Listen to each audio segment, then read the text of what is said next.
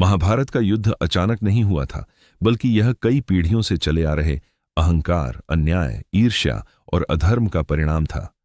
हजारों साल पहले हस्तिनापुर नामक राज्य में राजा शांतनु का शासन था। वे एक महान और न्यायप्रिय राजा थे, लेकिन उनके जीवन में एक ऐसा मोड़ आया जिसने आगे चलकर महाभारत की नींव रख दी। जब शांतनु को गंगा से प्रेम हुआ और उनसे विवाह किया तो उनसे एक पुत्र हुआ, देवव्रत, जो आगे चलकर भीष्म के नाम से प्रसिद्ध हुए। बाद में शांतनु को सत्यवती से प्रेम हुआ, लेकिन सत्यवती के पिता ने शर्त रखी कि उनके पुत्र ही राजा बनेंगे।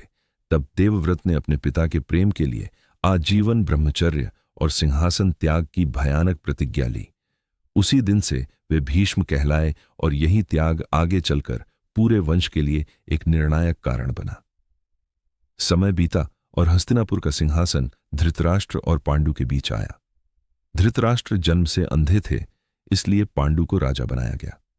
पांडु के 5 पुत्र हुए, युधिष्ठिर, भीम, अर्जुन, नकुल और सहदेव, जिन्हें पांडव कहा गया।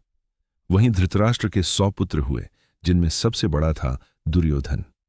बचपन से ही दुर्योधन के मन में पांडवों के प्रति ईर्ष्या और द्वेष भरा हुआ था। गुरु द्रोणाचार्य के अधीन सभी राजकुमारों ने शिक्षा प्राप्त की, लेकिन अर्जुन सबसे श्रेष्ठ धनुर्धर बनकर उभरे। यह बात दुर्योधन को बिल्कुल पसंद नहीं आई और उसके मन में पांडवों के प्रति जलन और भी बढ़ गई। धीरे धीरे यह ईर्ष्या षड्यंत्र में बदलने लगी। दुर्योधन और उसके मामा शकुनी ने मिलकर पांडवों को मारने की योजना बनाई। उन्होंने लाक्षागृह नाम का एक महल बनवाया, जो मोम से बना था और आग पकड़ने में बहुत आसान था। योजना यह थी कि पांडव उसमें रहेंगे और रात में उसे जला दिया जाएगा, लेकिन विदुर की चेतावनी से पांडव पहले ही सावधान हो गए और गुप्त सुरंग के रास्ते अपनी जान बचाकर निकल गए। दुनिया को लगा कि पांडव मर चुके हैं, लेकिन वे गुप्त रूप से जीवित रहे। कुछ समय बाद द्रौपदी के स्वयंवर का आयोजन हुआ। अर्जुन ने अपनी अद्भुत धनुर्विद्या से कठिन लक्ष्य को भेद कर द्रौपदी का वरण किया। जब पांडव अपनी माता कुंती के पास लौटे और उन्होंने अनजाने में कह दिया कि जो लाए हो आपस में बांट लो, तब द्रौपदी 5 पांडवों की पत्नी बन गई। यह घटना भी कौरवों के लिए अपमान और क्रोध का कारण बनी। समय के साथ पांडवों को उनका राज्य मिला और उन्होंने इंद्रप्रस्थ को एक समृद्ध और भव्य नगर बना दिया। उनकी बढ़ती शक्ति और सफलता देखकर दुर्योधन के मन में आग और भड़क उठी। उसने शकुनी के साथ मिलकर एक और षड्यंत्र रचा, जुए का खेल। युधिष्ठिर को जुए के लिए आमंत्रित किया गया और धर्म का पालन करते हुए उन्होंने यह निमंत्रण स्वीकार कर लिया, लेकिन यह खेल पूरी तरह से छल और धोखे पर आधारित था।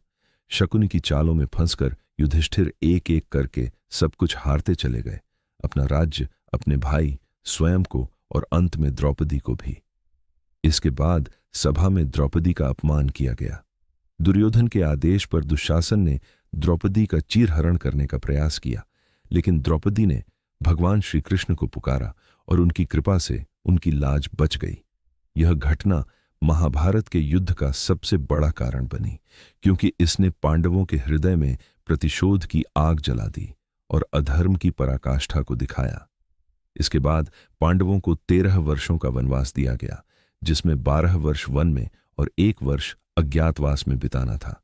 इस दौरान उन्होंने अपनी शक्ति, धैर्य और युद्ध कौशल को और मजबूत किया। वनवास पूरा होने के बाद पांडव अपने अधिकार के लिए लौटे, लेकिन दुर्योधन ने उन्हें उनका राज्य लौटाने से साफ इनकार कर दिया। तब श्री कृष्ण ने शांति स्थापित करने के लिए दूत बनकर हस्तिनापुर की सभा में जाकर दुर्योधन से केवल 5 गांव देने का प्रस्ताव रखा, लेकिन दुर्योधन ने अहंकार में आकर यह भी ठुकरा दिया और कहा कि वह सुई की नोक के बराबर जमीन भी नहीं देगा। अब युद्ध अवश्यंभावी हो चुका था। कुरुक्षेत्र की भूमि पर दोनों सेनाएं आमने सामने खड़ी थीं। एक ओर पांडव थे, जिनके साथ धर्म था, और दूसरी ओर कौरव थे, जिनके साथ अधर्म। युद्ध शुरू होने से पहले अर्जुन अपने ही संबंधियों, गुरुओं और मित्रों को सामने देखकर विचलित हो गए और उन्होंने युद्ध करने से मना कर दिया। तब श्री कृष्ण ने उन्हें गीता का उपदेश दिया और समझाया कि यह युद्ध धर्म की रक्षा के लिए आवश्यक है। उन्होंने कर्म, धर्म और आत्मा के अमृत्व का ज्ञान दिया, जिससे अर्जुन का मोह समाप्त हो गया और उन्होंने युद्ध के लिए अपने धनुष को उठा लिया। महाभारत का युद्ध 18 दिनों तक चला और इसमें भयानक विनाश हुआ। भीष्म पितामह, गुरु द्रोणाचार्य, कर्ण जैसे महान योद्धा मारे गए। अंततः पांडवों की विजय हुई, लेकिन यह विजय बहुत ही दुखद थी क्योंकि इसमें उनके अपने ही परिवार का नाश हो गया था। इस प्रकार महाभारत का युद्ध हमें यह सिखाता है कि जब अहंकार, अन्याय और अधर्म अपनी सीमा पार कर जाते हैं तो उनका अंत निश्चित होता है। चाहे अधर्म कितना भी शक्तिशाली क्यों ना हो, अंत में विजय हमेशा धर्म की ही होती है।